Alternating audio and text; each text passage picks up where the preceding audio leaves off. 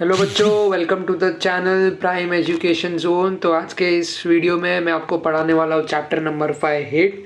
सो chapter number 5 heat में हम लोग क्या क्या पढ़ेंगे, यहाँ पे लेटेंट हीट पढ़ेंगे जो आपका टॉपिक है, रेगुलेशन पढ़ेंगे एंड हम मेलस बिहेवियर ऑफ वाटर और dew point and humidity specific heat capacity. So ये 5 जो है आपके इंपॉर्टेंट कॉन्सेप्ट है जो आपको आज के इस वीडियो के थ्रू जो है मैं कवर करने की कोशिश करूँगा। इनकेस होल वीडियो कवर नहीं हुआ तो जो रेस्ट पार्ट्स होंगे, जो बचे हुए पार्ट्स होंगे, उसको नेक्स्ट के पार्ट में हम लोग कवर कर लेंगे। तो जो भी बच्चे यहाँ पर नए हैं उनसे एक रिक्वेस्ट है कि उन्हें पहले चैनल को सब्सक्राइब कर लेना है और वीडियो पसंद आए तो उसे लाइक भी ज़रूर करना है। और कुछ अगर आपको डाउट होता है तो 24/7 ओपन है अपना कमेंट बॉक्स, यहाँ पे आप आके जो है आपके डाउट या क्वेरी जो भी है आप पूछ सकते हो, ठीक है। सो फर्स्ट ऑफ ऑल आपको यहाँ पे क्या समझना है इस कॉन्सेप्ट के through, what is the difference between heat and temperature, what are different ways of heat transfer. So heat transfer करने के लिए कौन से वेज है, like heat can be transferred into many various ways like mechanical, it can be transferred into mechanical energy also। so जो heat energy है basically उसको हम लोग ट्रांसफ़र कर सकते हैं। तो वो कौन से अलग अलग फॉर्म है वो सारी चीज़ें भी हम लोग यहाँ पे पढ़ेंगे। और हीट एंड टेम्परेचर में डिफरेंस क्या है, देखो हीट का जो आपका सप्लाई बढ़ेगा तो टेम्परेचर बढ़ेगा। सो ये दोनों को हम कैसे बोल सकते हैं, ये करस्पॉन्डेंट्स टू ईच अदर है या directly proportional to each other है, ठीक है। Heat is directly proportional to temperature. Heat का जो है वैल्यू यहाँ पे बढ़ेगा तो टेम्परेचर का भी वैल्यू यहाँ पे जो है वो बढ़ता चला जाएगा, ठीक है। सो हम लोग देखते हैं एग्जैक्टली कि क्या है, आपके पास डेफिनेशन इन्होंने प्रोवाइड किया है। ओके, सो सबसे पहले हम लोग आते हैं यहाँ पे इन्होंने लेटेंट हीट का आपको जो है एक्सपेरिमेंट दिया हुआ है। सो आपको ये ऑब्जर्व करना है एक्सपेरिमेंट में एग्जैक्टली क्या दिया हुआ है इन्होंने लेटेंट हीट के। सो यहाँ पे थर्मोमीटर इन्होंने लिया है, ठीक है, आइस क्यूब लिया है, बर्नर लिया है, स्टैंड लिया है, इसको जो है गर्म करना है, यहाँ पे चालू कर दिया है, ठीक है। थर्मोमीटर यहाँ पे प्लेस किया टेम्परेचर चेक करने के लिए। तो ये सारे स्टेप बाय स्टेप आप समझ लो, यहाँ पे जो 7 स्टेप में दिखाया है। सो यहाँ पे क्या बोला, you will observe that the temperature of the mixture remains 0 degree Celsius till the ice melt completely। यानी कि जब भी आप जो टेम्परेचर है आपका मिक्सर का वो कैसा रहेगा, यहाँ पे ये जो है मिक्सचर का जो 0 डिग्री सेल्सियस रहेगा जब तक वो कम्प्लीटली मेल्ट नहीं हो जाता। if we continue heating even after conversion of the ice into water, the temperature of water start rising and reaches up to 100 degree Celsius. at this temperature water starts converting into steam। so 100 degree Celsius के बाद आपका जो है वो water से steam में convert होगा, ठीक है। और 0 डिग्री से लेके 100 डिग्री के दौरान जो है आपका वो जो पानी है वो पानी के स्टेट में ही रहेगा, ठीक है। The temperature of water remain constant at 100 degree Celsius. तो ये क्या रहे, कैसा रहेगा, कांस्टेंट रहेगा after 0 degree up to 100 degree. At water convert into steam. The graph of temperature versus, तो यहाँ पे पीछे दिया है इन्होंने, आगे दिया है तो आगे देखते हैं आपका ग्राफ। ओके, यहाँ पे ग्राफ दिया है इन्होंने आपको, देखो आप देख पा रहे हो यहाँ पे पॉइंट बी पे लिक्विड का राइज हो रहा है, यहाँ पे 100 डिग्री सेल्सियस आ गया, ये वाटर है, ये लिक्विड है, ठीक है। सो आइस प्लस वाटर को क्या बोलेंगे हम लोग, सॉलिड प्लस लिक्विड बोलेंगे, ठीक है। सो यहाँ पे जो है आप देख पा रहे हो जैसे कि यहाँ पे इन्होंने 0.4 पर दिया हुआ है, 0.4 से लेके अप टू जो आप देख पा रहे हो यानी 0 डिग्री सेल्सियस से लेके 100 डिग्री सेल्सियस तक ये लिक्विड स्टेट में है, बराबर। ये कैसा, लिक्विड स्टेट में। और ये जो है टाइम्स इन मिनट है, यहाँ पे आपको यहाँ पे क्या दिया है, मिनट दिया हुआ है, ठीक है। So the amount of heat energy absorbed at constant temperature by unit mass of a solid to convert into liquid phase is called the specific latent heat of fusion. So समझ में आपको latent heat of fusion को क्या बोलते हैं, जो amount of heat energy है वो एब्जॉर्ब्ड होता है एक at a constant temperature by unit mass of a solid to convert into liquid. देखो solid to convert into liquid phase, तो उसको क्या बोलेंगे हम लोग, आपका specific latent heat of fusion बोलेंगे, ठीक है। एक और आपको डेफिनेशन यहाँ पे दिया हुआ है, the amount of heat energy absorbed at constant temperature by unit mass of a liquid. पहले क्या था, सॉलिड टू लिक्विड था, अभी liquid convert into gaseous phase is called specific latent of heat of vaporisation. Specific latent of heat of fusion आपका होता है आपका unit mass of solid से लिक्विड में कन्वर्ट करने के लिए, और specific latent heat of vaporisation आपका होता है लिक्विड से गैस में कन्वर्ट करने के लिए। तो इतना कॉन्सेप्ट क्लियर हुआ आपको। यहाँ पे मेल्टिंग पॉइंट और बॉइलिंग पॉइंट दिया हुआ है। मेल्टिंग पॉइंट कहाँ पे स्टार्ट होता है, 0 डिग्री सेल्सियस पे स्टार्ट होता है। बॉइलिंग पॉइंट कहाँ पे स्टार्ट होता है, 100 डिग्री सेल्सियस होता है। ये वाटर के केस में, सभी के केस में अलग अलग है, सबको याद करने की आपको ज़रूरत नहीं है। इन्होंने एक जनरल नॉलेज के लिए आप एक बार ऑब्जर्व कर सकते हो, एनालाइज कर सकते हो, दैट्स इट। तो यहाँ पे specific latent heat of fusion, यानी कि जब ये सॉलिड से लिक्विड में कन्वर्ट होता है तो ये कितना है, यहाँ पे आप देख पा रहे हो, यहाँ पे कितना दिया है इन्होंने यूनिट आपको, किलो जूल पर केजी दिया हुआ है, ठीक है, यानी 333 आपको देख पा रहे हो। कैलोरी पर ग्राम कितना है आपका, 80 कैलोरी पर ग्राम है। सो इस तरीके से आपको अलग अलग यूनिट दिया है जिसको आपको याद नहीं करना है, जस्ट एक बार एनालाइज करना है, ठीक है। और रेगुलेशन क्या होता है यहाँ पे, अभी जो रेगुलेशन टर्म है, you may have seen the preparation of ice ball. Ice ball आपने देखा होगा, first an ice slab is shredded and then the shredded ice is pressurised amount the tip of a stick. So देखो ये कुछ इस तरीके का आपको डायग्राम यहाँ पे दिया गया है, ये एक्सपेरिमेंट है, तो इसके थ्रू आप जो है रीड करोगे तो आपको पूरा आइडिया आ जाएगा। So then the shredded ice is pressurise around the tip of stick to prepare ice ball. How does the stretched ice shredded ice convert into solid ice ball. जो कश्मीर में आपने देखा रहेगा कि जो बारिश होती है वो बर्फ़ की बारिश होती है, लेकिन वो जो बारिश है वो बारिश जो होती है वो स्नो की होती है। जब भी आप उसको कलेक्ट करते हो तो स्नो बॉल बनाते हो ना, तो उसी को यहाँ पे सॉलिड आइस बॉल की बात की जा रही है। तो जो श्रेडेड आइस होता है ना, श्रेडेड आइस, जो कि एक डेफिनेट स्ट्रक्चर का आइस नहीं होता, बट येस वो आइस ही होता है। सो उसको हम लोग क्या बोलते हैं, श्रेडेड आइस बोलते हैं। उसको कन्वर्ट किया जाता है किसमें, सॉलिड आइस बॉल में। So if 2 small pieces of ice are taken and pressed against, उसको प्रेशराइज करते हैं ना हम लोग, प्रेस करते हैं, press against each other for a while, they stick to each other. Why does this happen? So यहाँ पे इन्होंने एक दिया है आपको एक्सपेरिमेंटल बेसिस पर, इसको आप जो है चेक कर सकते हो। तो श्रेडेड आइस का कॉन्सेप्ट ही अलग है यहाँ पे। सो उस पार्ट को हम लोग क्या बोलेंगे, रेगुलेशन बोलेंगे। तो ठीक है, यहाँ तक आपको क्लियर हुआ। अगला है हमारा anomalous behaviour of water. So anomalous behaviour of water क्या होता है, in general when a liquid is heated up to certain temperature, कुछ टेम्परेचर अगर हम उसको हीट करते हैं, it expands and when cooled it contracts. तो जैसे एक्सपांड यानी क्या होना, यानी कि मान लो अगर आइस को आप हीट करोगे तो एक्सपांड हो जाएगा, उसका एरिया भी बढ़ेगा और वो कन्वर्ट होगा वाटर में। और कॉन्ट्रैक्ट होना यानी क्या, टेम्परेचर जब डाउन होगा तो वो कॉम्पैक्ट हो जाएगा, कंप्रेस्ड हो जाएगा, यानी सिकुड़ता चला जाएगा। तो इतना क्लियर हुआ आपको, एक्सपांशन का कॉन्सेप्ट क्लियर हुआ, कॉन्ट्रैक्ट का कॉन्सेप्ट आपको क्लियर हो गया यहाँ पे। चलो so water however shows a special and exceptional behaviour. Water क्या है, वो एक्सेप्शनल बिहेवियर है। अगर हम यहाँ पे हीट करते हैं वाटर को 0 डिग्री सेल्सियस से 4 डिग्री सेल्सियस तक, it contracts instead of expanding. So ये कॉन्ट्रैक्ट होता है instead of expanding. So at 4 degree Celsius its volume is minimum due to contraction. If the water is heated further it expands, उसके बाद वो expand होना चालू होता है। तो वाटर का बिहेवियर यहाँ पे जो है एक्सेप्शनल बताया गया है। एंड इट्स वॉल्यूम इंक्रीजेस, इसका वॉल्यूम बढ़ते जाएगा। अभी वॉल्यूम तो बढ़ेगा ही ना यार, अगर आपको पहले ही अगर वो ठंडा है तो सिकुड़ा हुआ है, यानी कि वो जो है कॉम्पैक्ट है, कॉम्प्रेस्ड है। अगर आप उसको गर्म करोगे तो वो एक्सपांड तो होगा ही, वो धीरे धीरे जो है उसका हीट की वजह से, हीट एब्जॉर्ब करने की वजह से क्या होगा, एक्सपांड होता जाएगा। तो the behaviour of water between its temperature 0 to 4 is called anomalous behaviour of water. ये अद्भुत है, यहाँ पे अजूबा बोल सकते हो आप, एनामोलस बिहेवियर ऑफ वाटर, जहाँ पे 0 डिग्री से 4 डिग्री तक जो है हीट देने पर एक्सपांड होने की बजाय यहाँ पे क्या होता है, सिकुड़ता चला जाता है, यानी कि कंप्रेस्ड होता है, कॉन्ट्रैक्ट होता जाता है। ठीक है, सो ये एक एनोमोलस बिहेवियर ऑफ वाटर है यहाँ पे। So if 1 kg of water is heated from 0 degree Celsius and its volume is plotted as a function of temperature, we get the graph as shown in figure। तो भाई figure इसका आगे आपको आगे के फिगर में दिखा देता हूँ। सो ये रहा आपका फिगर, यहाँ पे आप देख सकते हो। ये बहुत ही फेमस आपका एक्सपेरिमेंट होने वाला है, ये हर किसी कॉलेज में स्कूल में होता भी है ये जो एक्सपेरिमेंट है। ठीक है बच्चों, तो यहाँ पे एनामोलस बिहेवियर आपको देखने को मिल जाएगा, जो कि आप देख पा रहे हो यहाँ पे 0 to 4 डिग्री सेल्सियस में कैसा होता है।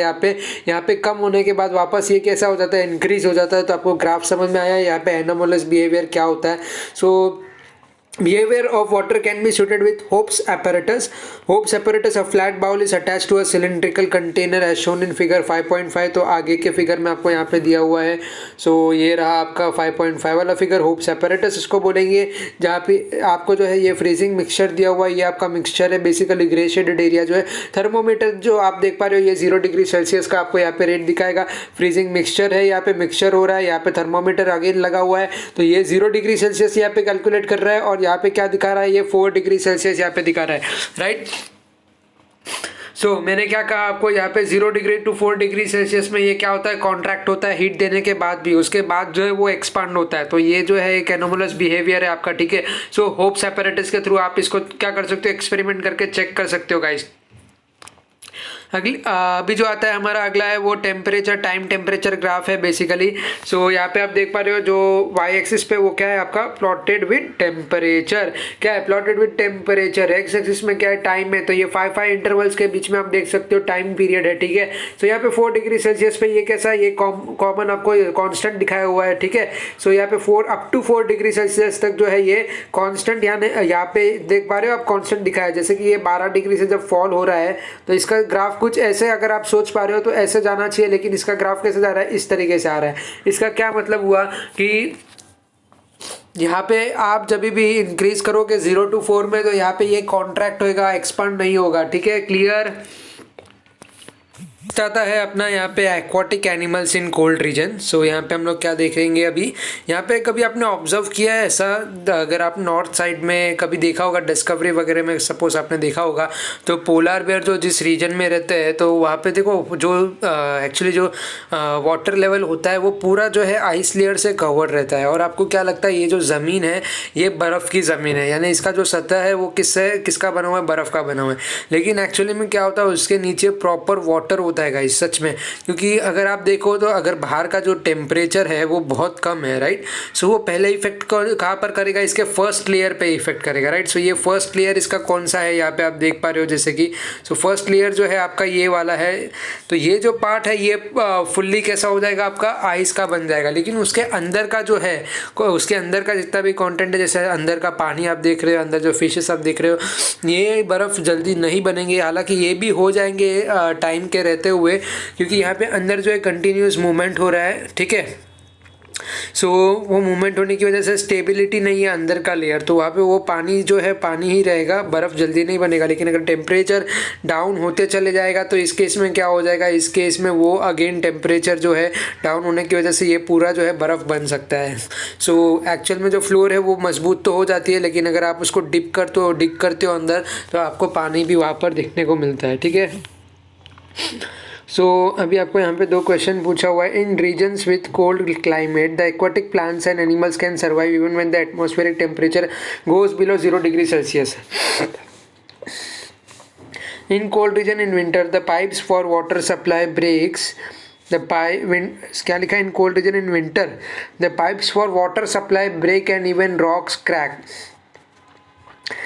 यस, पाइप जो है वो ब्रेक डाउन होता है विंटर के सीजन में कॉन्ट्रैक्ट होने की वजह से। तो जो पानी का वो कॉन्ट्रैक्शन होता है और उसमें जो भी आपका जो भी मटेरियल से वो बना होता है उसमें क्रैक पड़ जाता है गाइज। और उसी केस में अगर हम बात करें, ये यहाँ पे टोटली डिपेंड होता है किस पे, आपके मटेरियल पे डिपेंड होता है, उस चीज़ों पे डिपेंड करता है, ठीक है। अगला आता है हमारा due point and humidity. Due point and humidity क्या है, देखो 71% ऑफ सरफेस ये क्या है, पानी का बना हुआ है, ये आप ही सभी को पता है, बराबर। कांस्टेंट इवापोरेशन ऑफ वाटर और वाटर वेपर जो है हमेशा एटमॉस्फेयर में जो है वो प्रेजेंट रहेगा, ठीक है। प्रेजेंट रहेगा तभी तो 71% इतना बड़ा परसेंट का जो है यहाँ पे आपको वाटर लेवल देखने को मिल रहा है, बराबर बोल रहा हूँ मैं एकदम। क्लियर हुआ इतना यहाँ तक। The amount of water vapor in the atmosphere help us to understand the state of daily weather. देखो आपको यहाँ पे जो है किस चीज़ से मालूम पड़ता है, वाटर वेपर से मालूम पड़ जाता है आपको एटमॉस्फेयर का कंडीशन क्या है, डेली वेदर क्या होने वाला है, ठीक है।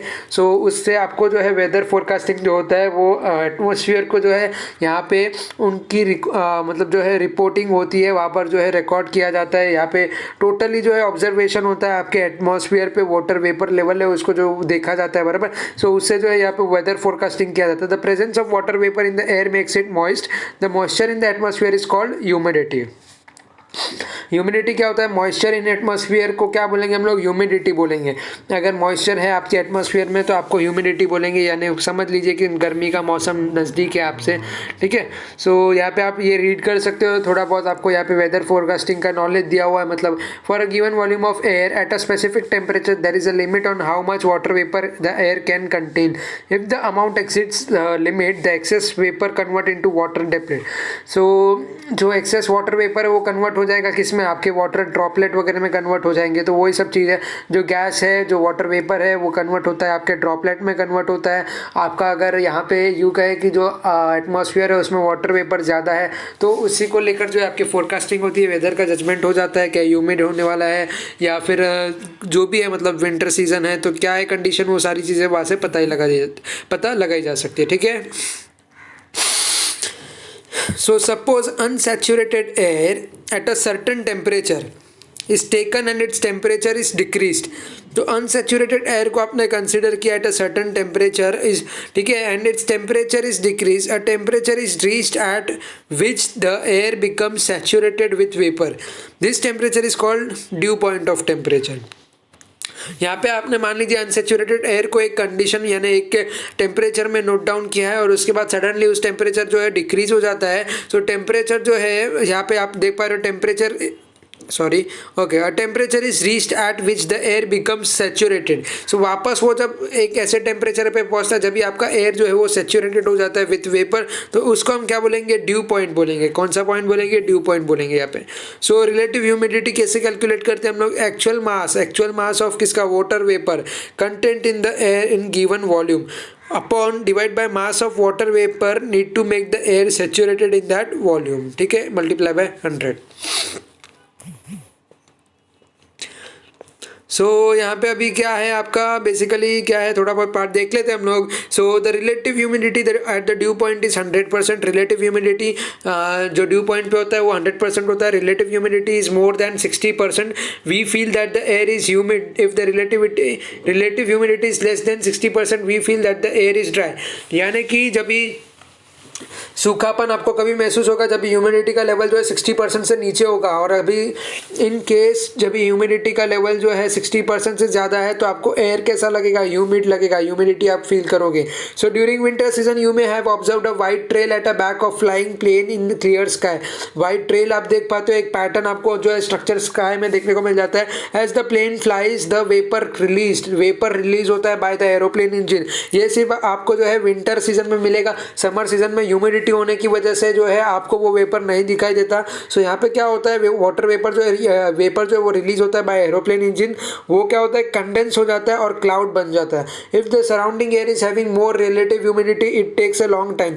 अगर ह्यूमिडिटी ज़्यादा है तो देखो it takes a long time for a white trail, यानी वो वाइट ट्रेल जो है लंबे समय तक आपको स्काई में एज इट इज दिखाई देगा, form by condensation of the vapour to disappear. ठीक है। So if the relative humidity of the surrounding air is less, either the size of the white trail may be small। Humidity पे depend करेगा, अगर आपका वो less है तो size small रहेगा, ज़्यादा रहेगा तो फिर वो जो है यहाँ पे इन केस ज़्यादा रहेगा तो यहाँ पे वो लंबे समय तक आपको वहाँ पे दिखाई देगा। ठीक है। सो ह्यूमिडिटी यहाँ पे जो है आपका मैटर करता है। Okay. So again unit of heat क्या होता है, unit of heat are joule. So heat energy का हम लोग क्या बोलते हैं, joule in SI unit, it is calorie in CGS unit. ठीक है, जूल इन एसआई यूनिट और calorie in CGS unit. The amount of heat necessary to raise temperature of 1 kg to water by 1 degree Celsius from 14 degree Celsius to 15 degree Celsius is called a calorie heat। यानी कि आपको 1 gram of water को अगर जो है 1 degree Celsius से बढ़ाना है तो क्या करना होगा आपको, जैसे कि 14.5 से 15.5 करना है तो उसको हम क्या बोलेंगे, 1 कैलोरी हीट बोलेंगे। क्योंकि कितना अमाउंट लगेगा यहाँ पे, 1 कैलोरी हीट का अमाउंट लगेगा यहाँ पे to raise temperature 1 gram of water by 1 degree Celsius. 1 degree Celsius से अगर आपको बढ़ाना है तो। Similarly, the amount of heat energy to raise the temperature of 1 kg of water by 1 degree Celsius from 14 to 15 is called the kilocalorie heat। यानी पहले क्या था, 1 ग्राम था, अभी क्या है 1 kg है, तो आप क्या बोलोगे, 1 किलो कैलोरी हीट। ठीक है, clear. Always remember what, if we heat 1 kg of water by 1 degree Celsius in different temperature range then 14 to 15, the amount of heat required will be slightly different। यानी यहाँ पे जो heat required रहेगा वो slightly different रहेगा अगर आप 14.5 से 15.5 के रेंज में अगर आप नहीं हीट करते हो तो उसको। ठीक है। So it is therefore essential to define a specific temperature range while defining the unit of heat। So calorie and joule are related by following relation। 1 calorie is equals to 4.18 joule। तो वो वाला formula आपको याद है, I² article 4 18, ये calorie into क्या करते हो आप, 4.18 करते हो ना, सो याद है 1 कैलोरी को हम लोग किस कांस्टेंट से यहाँ पे जो है मल्टीप्लाई करते हैं, 4.18 जूल से मल्टीप्लाई करते हैं। अगर आपको जूल और कैलोरी को इक्वल दिखाना है, इक्वल करना है, इक्वेट करना है, तो आपको क्या करना पड़ेगा, 4.18 से मल्टीप्लाई करना पड़ेगा जूल को, तभी जो है आपस में वो बराबर हो जाएंगे। ऐसा यूनिट तो दोनों का सेम है, लेकिन कॉन्स्टेंट यहाँ पे अलग है, ठीक है। सो इंट्रोडक्शन टू साइंटिस्ट, यहाँ पे जेम्स प्रेस्कॉट जूल, जो जिन्होंने ये जो जूल का टर्म है ये डिफाइन किया था। सो जेम्स प्रेस्कॉट जूल, इनकी जन्म कुंडली 1818 से 1889। He was the first person to show that the kinetic energy of the tiny particles of matter appears as heat energy. ये एक पहला बंदा था जिसने आपको बताया था कि जो काइनेटिक एनर्जी का जो छोटे छोटे टाइनी पार्टिकल्स होते हैं, जो टाइनी पार्टिकल्स होते हैं आपके मैटर के, ठीक है, जो टाइनी पार्टिकल्स होते हैं आपके मैटर के, वो कैसे अपीयर होते हैं, एज अ हीट एनर्जी वो अपीयर होते हैं। And also that the energy can be converted from one form to another. और इन्होंने ही बताया था कि जो आपका एनर्जी है वो वन फॉर्म से अनदर फॉर्म में क्या कन्वर्ट हो सकते हैं। सो ये क्या है, कन्वर्टिबल है, ठीक है। So conversion of heat energy to work gives the first law of thermodynamics. तो फर्स्ट लॉ ऑफ थर्मोडायनामिक्स जो है जेम्स प्रेस्कॉट जूल ने यहाँ पे लाया था, जो कि कन्वर्जन ऑफ हीट एनर्जी जिसको हम बोलते हैं to work gives the first law of thermodynamics. The unit of heat is called joule after him, ठीक है, आफ्टर हिम। क्लियर हुआ कॉन्सेप्ट आपको? तो बच्चों आज के इस वीडियो के लिए इतना ही। पार्ट 1 यहाँ पे जो है हम लोग संपन्न करते हैं। अगर आपको कोई भी डाउट होगा सो आप जो है कमेंट सेक्शन में बता सकते हो। तो पार्ट 1 इसी के साथ ओवर करते हैं हम लोग, और कमेंट में जो है आप डाउट पूछ सकते हो, जो कि अपना क्या है 24/7 जो है ओपन है यहाँ पे, ठीक है। सो गाइस बच्चों इतना ही आज के वीडियो के लिए। पसंद आता है तो लाइक करो, शेयर करो, सब्सक्राइब करो। मिलता हूँ नेक्स्ट वीडियो में। Thank you, bye bye.